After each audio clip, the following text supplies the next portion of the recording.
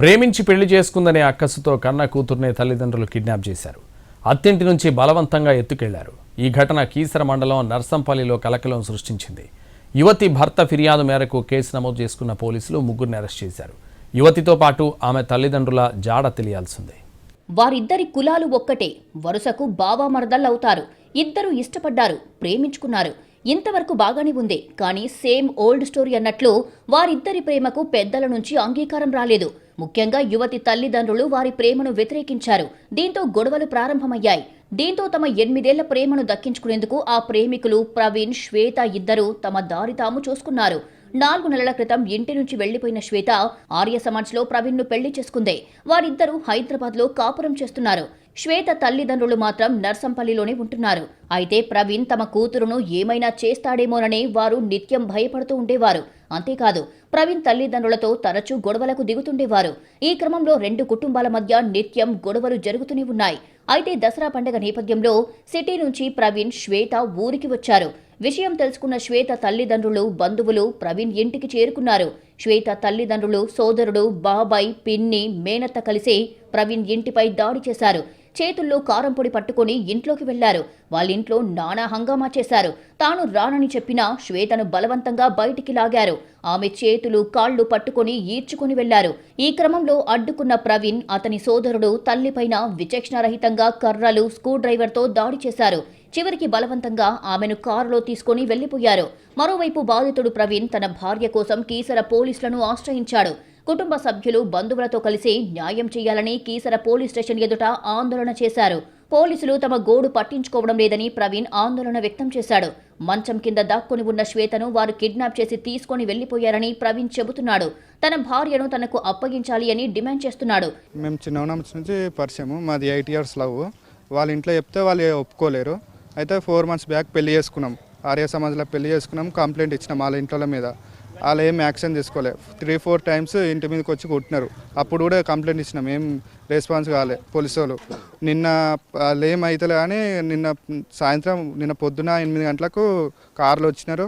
కారం పొడి జల్లి కటింగ్ ప్లేట్లతోటి, స్కూల్ డ్రైవర్లతోటి కూర్చి, కట్టెలతోటి, టేబుల్లతోటి కూర్చి అన్న చెయ్యిలో కొట్టి నాకు ఇవంతా గీకి కోసి తీసుకెళ్ళినారు. వాళ్ళకి ఆస్తుంది, మాకు లేదు అనేవాళ్ళు. 3 years బ్యాక్ తెలుసు. అయితే శ్వేతకు యాసిడ్, పిన్నాయిలు నోట్లో పోసి కొట్టినారు, కట్టేసి కొట్టినారు, చాలా టార్చర్ పెట్టినారు. కళ్ళలో కారం పొడి కోసి కొట్టినారు. చాలా సార్లు అయింది ఇట్లా. పోలీసు వాళ్ళకి కాల్ చేస్తే వాళ్ళకు నిన్న పొద్దున్న నుంచి గంట అని చెప్తున్నారు. ఏ రెస్పాన్స్ లేదు. నాతో ఫోన్ మాట్లాడిందిరా, సేఫ్గానే ఉందని చెప్పింది. సేఫ్గా ఉందని ఏం నమ్మకం ఉంది? నమ్మకం అయితే లేదు. నేను నా భార్యతో మాట్లాడదామంటే నువ్వేంద్రా అన్న మాట్లాడేది, నేను మాట్లాడినాక నేను దొరికొస్తా కానీ నిన్న నుంచి చెప్తున్నారు కానీ ఇంతవరకు దొరకరాలే. పైసలు తీసుకొని ఇదంతా చేస్తున్నారు పోలీసు వాళ్ళు.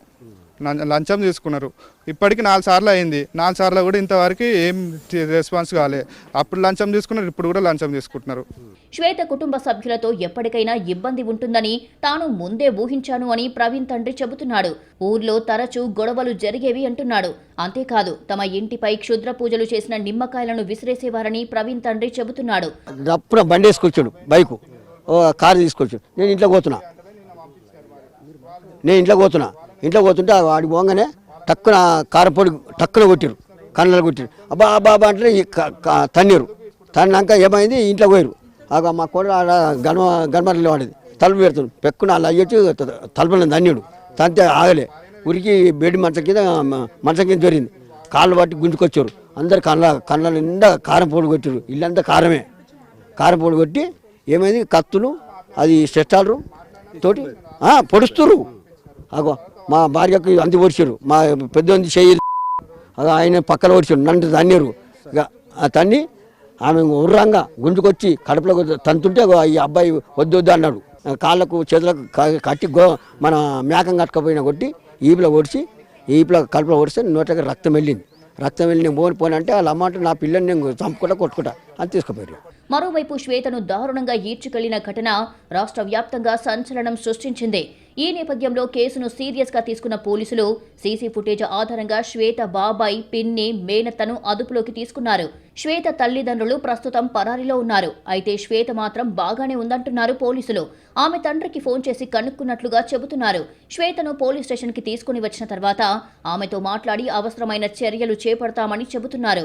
ప్రవీణ్ ఇంటిపై దాడి చేసినందుకు గాను శ్వేత కుటుంబ సభ్యులపై దాడి, ట్రేస్ పాస్, కిడ్నాప్లతో పాటు ఇంట్లో ఫర్నిచర్ ధ్వంసం చేసినందుకు గాను పలు సెక్షన్ల కింద కేసులు నమోదు చేశారు కీసర పోలీసులు.